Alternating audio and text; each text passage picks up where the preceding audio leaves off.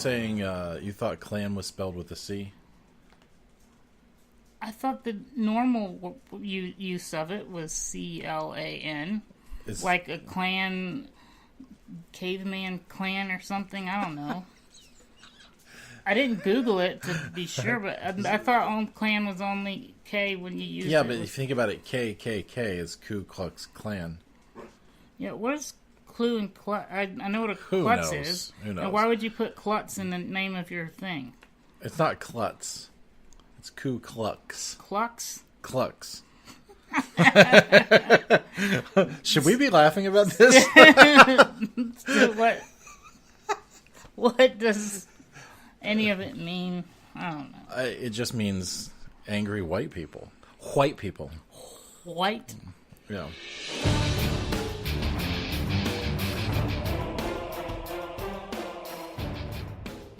Oh, Movie Pass dropped to 6 cents today. So what?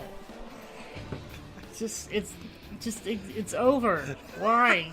It's done. Man, You're going to count it down all the way to... Oh, it's 1 cent now. Yeah. Just...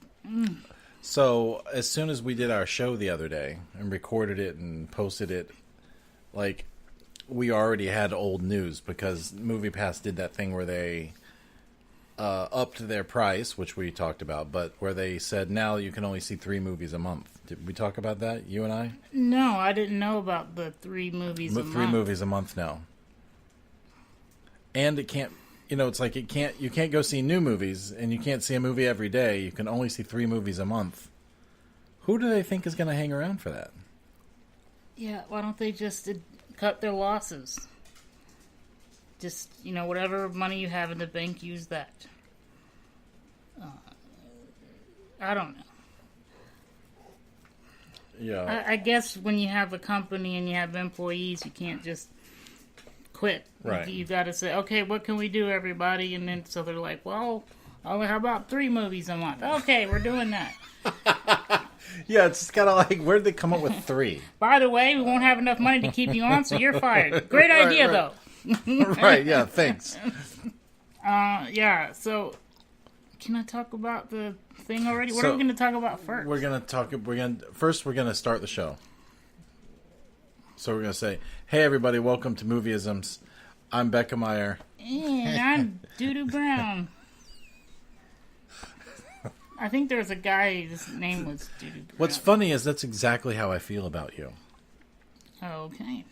Doodoo Brown. The brand new brother in town.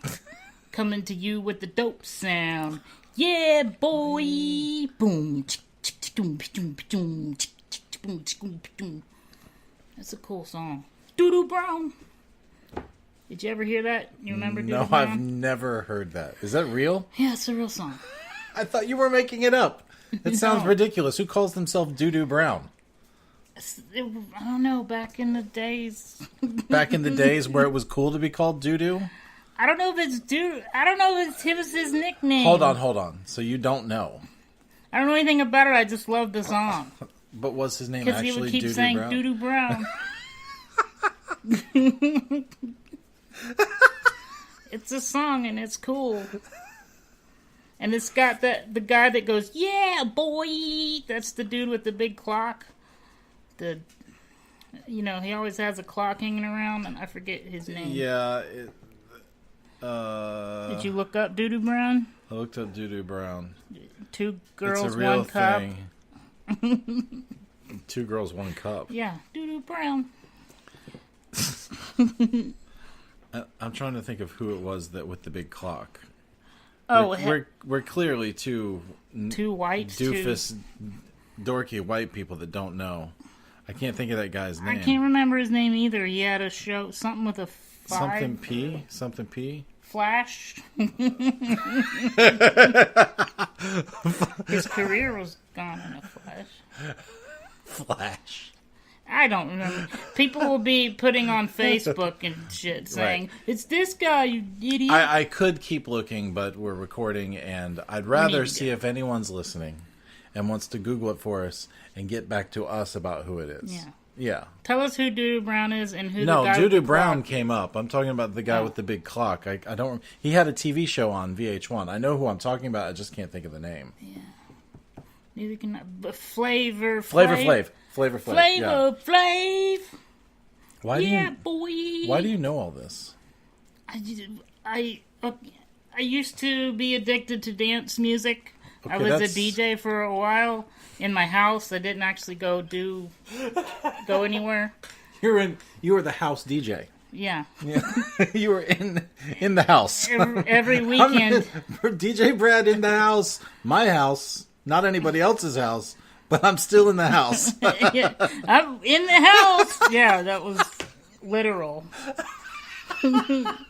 I can just see you in like your bedroom, like standing there with your stained shirt, maybe in your underwear, just DJing, you know. And my name was Brad Starr.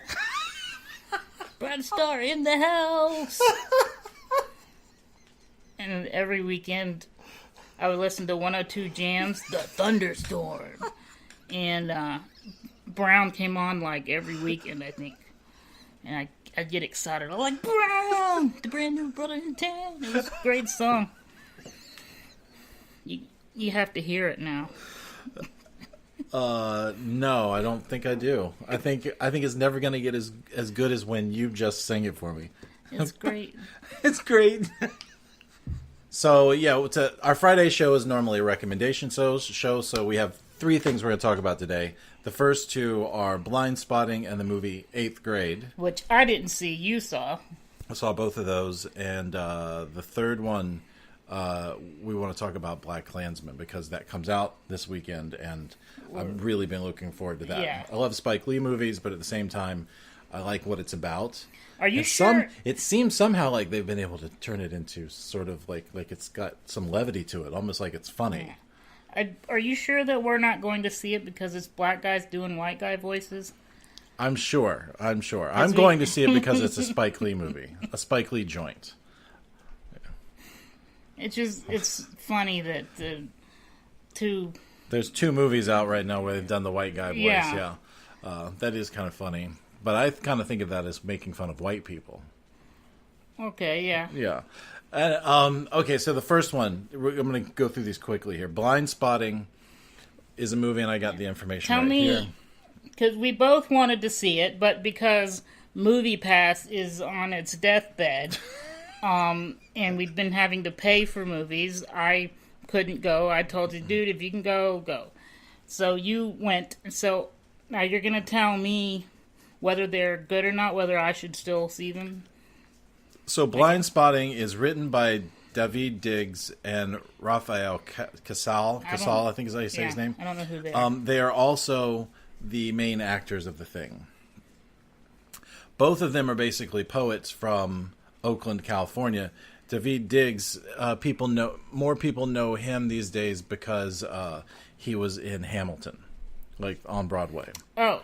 So this movie is about gentrification of Oakland, California. The people who grew up in Oakland, sort of like a rough town, sort of a thing. Now it's getting to where the people who grew up in Oakland actually can't really afford to live there because it's being hipsterified, or whatever the word is. They get these old buildings and then turn it into like a Starbucks or something, and all the like actual local flavor of the place is going away, which is happening to a lot of like inner city towns like Brooklyn and stuff like that. However, the story is about David Diggs' character. He's been on probation for a year. He's got 3 days left on his probation. And he's just trying to stay out of trouble for those 3 days because if he gets in trouble while he's on probation, of course, they extend the probation for 2 more years or 5 more years, something like that. Anyway, It's crazy. It's regular old stuff. The thing is, what got me about this movie is they really do cover the white-black thing, because his friend is white and he is black. They both were guilty of the same thing, but he went to prison and the white guy didn't. So they were in a fight where they beat the shit out of this guy, and his friend, who was a white guy, was like guilty. He beat the shit out of this other guy, and then Daveed Diggs' character went to prison.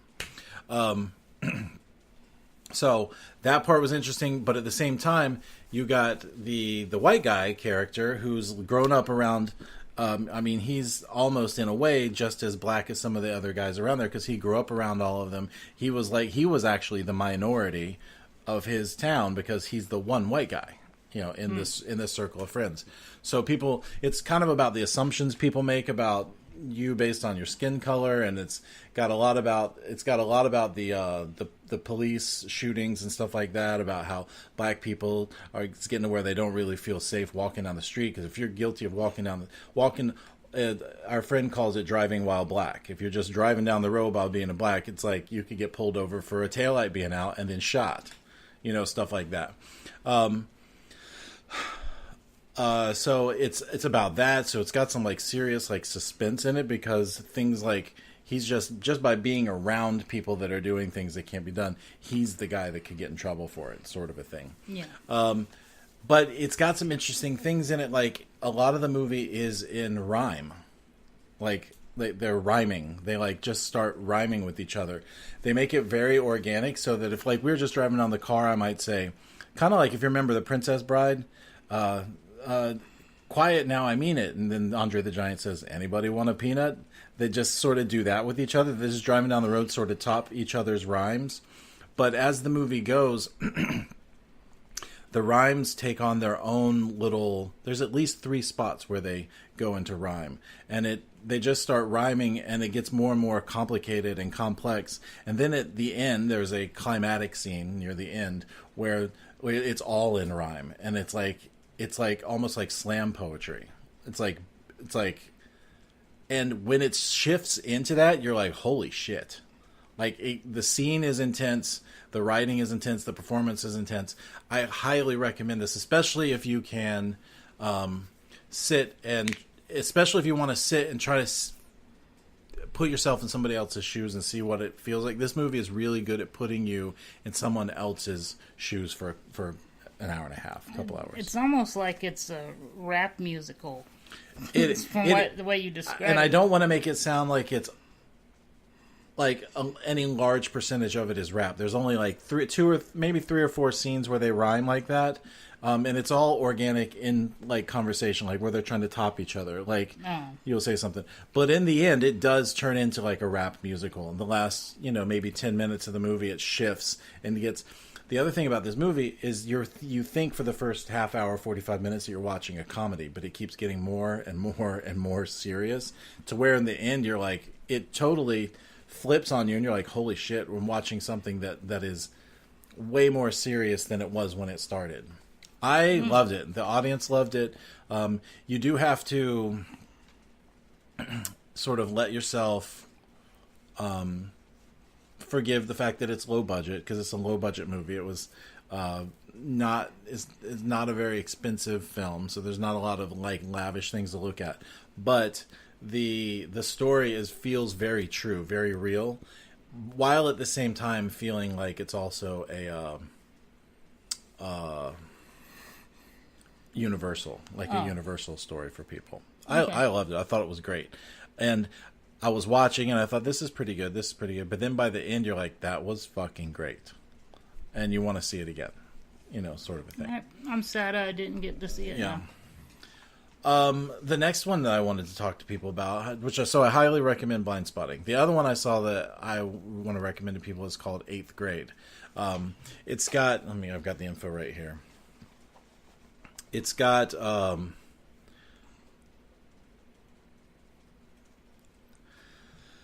it's got somebody named, the main character is named Elsie Fisher.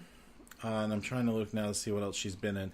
She was in Despicable Me 2 as one of the, she plays Agnes. So she's one of the kids in Despicable Me 2. And I'm looking and seeing, she hasn't really been in a whole lot that a lot of people might have seen. But she's a young actor, and this movie, Eighth Grade, is sort of what it's like to be a 13-year-old kid. As somebody who teaches high school, and I'm around teenagers a lot, and I also have a 15-year-old daughter who's just coming out of the whole 8th grade. She's in the 10th grade now. But this movie, I don't know how a grown-up wrote and directed a movie that was so pitch perfect in terms of the tone of voice, of how kids that age feel about themselves, about other people, how they interact with each other, but at the same time, how they perceive the adults and how they feel about how the adults are acting towards them and at all. Mm-hmm. It was fascinating to see it. It felt like it was made by teenagers, even though it was made by a guy named... I'm in the wrong credit. That's why it's not showing me. It's directed by Bo Burnham, who was born in 1990. So what's that make him? He's 2000. That's young. He's still just 28, but still, that's still older than 13. Somehow he nailed it. He nailed it. The script is so pitch perfect in its tone of voice, and it's funny at the same time as also being sad and emotional, quirky as well. There's some scenes where it also shifts from being a comedy to being very intense and serious, all from the point of view of how this 13-year-old girl feels about her life, her parent, her dad, her friends, the people. She's so wants to be accepted and invited into circles of friends that she will do whatever she can to make for those people to feel think she's cool, sort of a thing. She just wants to fit in. To fit in and be accepted. It's awkward. What I got from the previews is she just feels... She looks awkward, so she's not perfect like she perceives everyone else to be. And when her friends are... Well, when there are people around who she wants to be her friends, and they're at a pool party or whatever, she's trying to get up the nerve to just say, forget what I think people are thinking of me. So she's trying to get over her judging herself, I guess, as well as not worrying about what other people think and just be me. That pool party scene, which is prominently shown in the trailer, is... She gets sort of guilted into going to this pool party that she doesn't really want to go to because she knows that the kid whose pool party it is doesn't like her. But the mom of the girl who invited her has a thing for the girl's dad. And they never really touch on it all because we don't see any of the adult storylines in this movie at all. Which I like. That's good. But we can tell that the girl's mom likes the main character's dad. Yeah. Kayla is the main character's name. And so she keeps asking Kayla if she's going to come to the party. Come to the party. Come to the pool party. And she doesn't. She's like, you can see her trying to talk her way out of it. Well, I don't know. I've got things to do that day. I'm really busy that day, and this and that and this and that. Oh, come on. So she ends up getting guilted into going to this party, and it's like you've ever been in a room where you feel out of place. Yeah. You feel that all the time. You feel out of place right now, don't you? I could really relate to the movie because I always feel out of place. Yeah, so you're not a 13-year-old girl, but you know what it's like to feel out of place. And here's the thing. Everybody knows what it feels like to be out of place. So you find yourself very quickly, very easily identifying with this main character, even though she's sort of a bratty, snotty 13-year-old kid. Everybody at least remembers a time, at least I feel like, a time in your life where you felt unliked, awkward, like you didn't fit in, blah, blah, blah. Even if it was way back when you were a teenager. The thing is, they tap into it so well, and her performance is so convincing. Like her approach to how she does the character, you believe that she is feeling that. There's what's if there's one thing you could say, this is what did you get out of it that makes it worth recommending, that you would say you got to see this because... what I got out of it is, well, it's what I was about to say. The whole movie is framed by these little videos that she does for like YouTube. She's got a YouTube channel where she gives advice to kids her age. She presents herself as this. I remember a time when I felt this or I felt that. I just sort of had to push through I just had to be confident. Like she did a video about being confident where she talks about all the things she had to do to be confident, but she's giving the advice as if she's giving it to other people, but she's giving it to herself. The videos often are juxtaposed with her feeling the opposite of what her video is about. So you see how she wants to be. Like, you see how she wants to be and what she's trying to be. But you also see the internal struggle of just not feeling that. I got out of it. What I got out of it was, what I get out of a lot of things like this, which is, isn't it funny how we all really feel that way?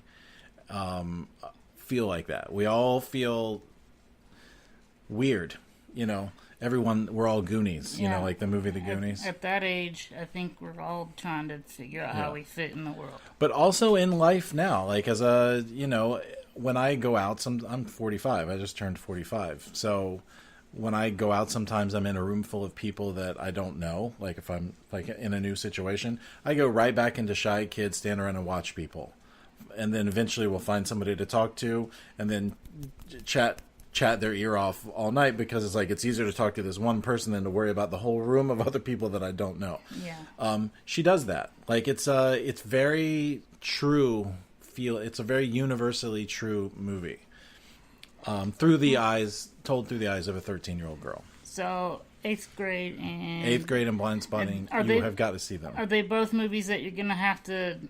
They're not easy to see. You're gonna have to go looking for them. Well, I don't know about now, but when I saw, both of them were smaller movies. They got released in limited release, and then they got released into more theaters. So they're not. So it's not like Mission Impossible that's playing in every single theater, no matter where you go. Both of these movies are playing at larger multiplexes that have like 20 theaters, and they have one reserved for Eighth Grade. Right. You might not find them both playing at the same theater because they're both smaller movies. Yeah. But you might. They're our Cinemark Artagon that is down the road from us has both of them playing right now. So you can find it. You just have to know what it is. Like a lot of people don't know what these movies are. I kind of wish we had already had the AMC A-list thing, because then I could have seen 2 or 3. I could have seen at least one of those movies. Yeah. The other day when we were over there. I will enjoy being able to see 2 movies in one day. The next thing I want to talk about is BLACKkKlansman, which is the new Spike Lee movie. It's produced by Jordan Peele. So it's kind of like a preview, I guess, or we're just it comes out this week. It is out this week. And I'm going to get you the info. What was the last movie we were excited about that we gave a preview? Oh no, this is the one I'm excited about. Yeah, Mission Impossible. We also talked about Venom, but that's me. I'm the one that's going to be greatly disappointed by that movie. Yeah. Okay, so BLACKkKlansman, which is a new Spike Lee movie. It's written by like several people. There's like 5 writers on this. But ultimately, it's based on a book by Ron Stallworth, who sounds like that's the name of the guy who the movie's about, a police officer. So it must be based on a true story, which I didn't look into. Yes. Spike Lee, Kevin Wilmot, David Rabinowitz, and Charlie Watchell. The only person's name I recognize there is Spike Lee. So technically, it's a Spike Lee movie. It's written and directed by Spike Lee, and it's produced by Jordan Peele, who I thought at first, before I looked into it, must have written it, but he didn't have any involvement in the writing. He's just using that Get Out prominence to help get some movies made. Well, to get in good with Spike Lee, right? And to get some movie and to get a movie made. This is an interesting movie. I can't tell if it's a comedy or not, or if it has it clearly has some comedic elements. Anyway, the premise is a black cop, seems like in the 60s. 60s? Yeah. he's a rookie, and he gets put on the police force. He's like the one black guy on the police force. So he calls up David Duke one day, the KKK, and starts telling him, "Hey, I'm a black." He starts telling him, "Hey, I'm a white guy, and I hate everybody. I just really only like." In his white guy voice, yeah. I really hate the blacks. Well, come on, how can a guy join your clan? Something like that, right? So he basically wants to, infiltrate the KKK. But since he's a black guy, he can't go undercover with them because they'll actually lynch him. Yeah. So he sends in his partner, which is a white guy played by Kylo Ren. Why can't I think of his name? I don't know. He's a weird guy. It's still weird to me. I watched Last Jedi last night, and he's just a weird person to be in a Star Wars movie, but also be a powerful Jedi black bad guy. Or I don't know. Yeah, it's starring Adam Driver also. Is that his name? Adam Driver. So it's not just starring Adam Driver. It's starring. It turns out Alec Baldwin is in here too, but John David Washington, who by the way is Denzel's son. If you recognize this guy, it's because you saw him on Ballers on HBO, the Rock show, the show with the Rock in it. He's one of the football players, or was one of the football players. So it's him. It's Adam Driver. It's directed by Spike Lee. It's racially and politically charged. It does kind of seem like it might have found some sort of a sense of humor, because some of the stuff they show in the trailer is at least humorous, but you never really know in the trailer if it's just been cut to seem like a joke or not. Yeah. There's one thing that troubled me in the trailer, where I think it's David Duke was saying he was getting everybody to do this chant where it's like America first, America first, and it just reminded me of Trump. Yeah, it's white nationals. And I was like, look, everybody, Trump was saying this. Guarantee you that's one of the motivating purposes for making this movie. You think they pushed that in there? Like, they might not have necessarily said that. But no. I'm sure they said that. They probably did. And I'm also pretty sure that they said and did worse things. But I'm sure that's one of the motivations for making this movie now, is because it's so heightened right now with the racial, whatever in this movie. The other person that's in this movie is Topher Grace from that '70s show, and he was also played the Venom. He also played Venom. Oh.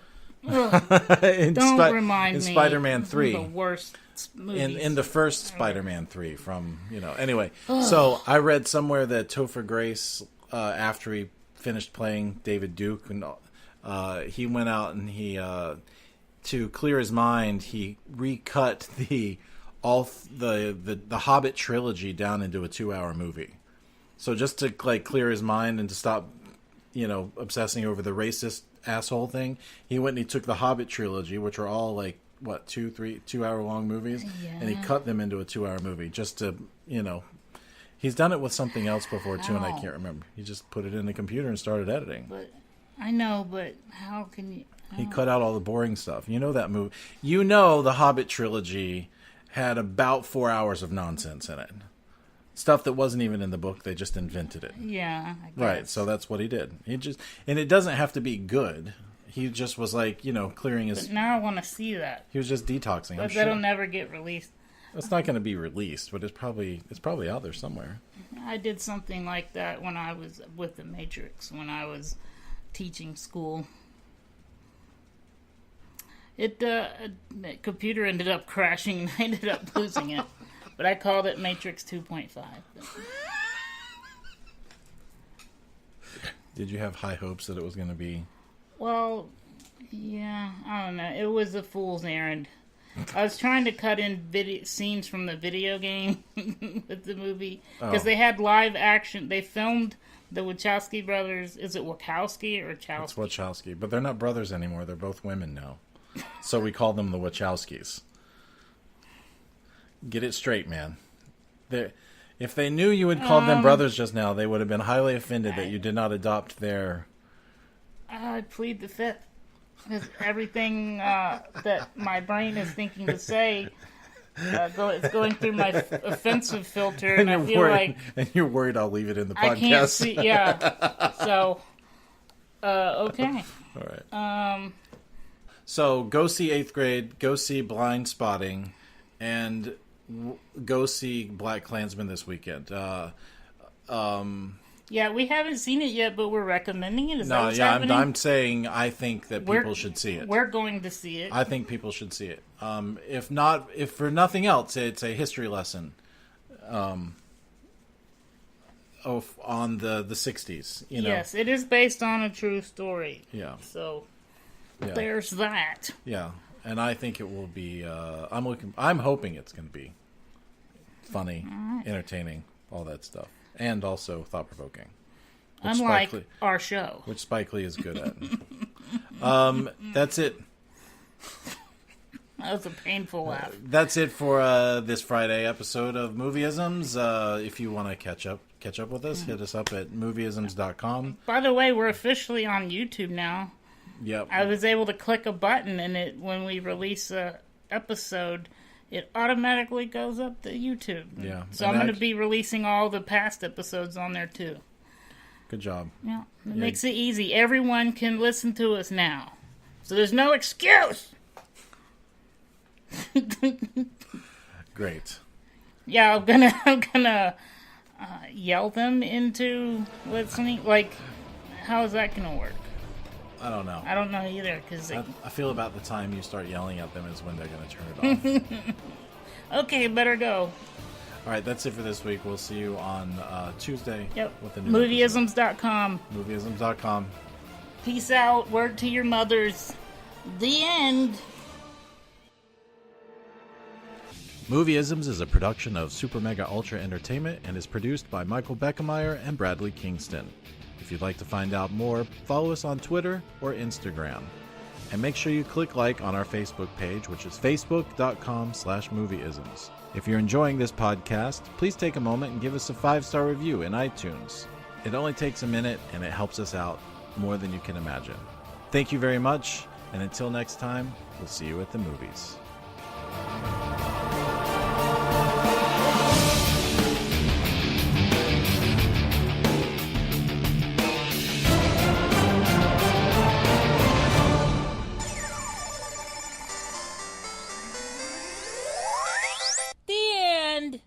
Give me the tray.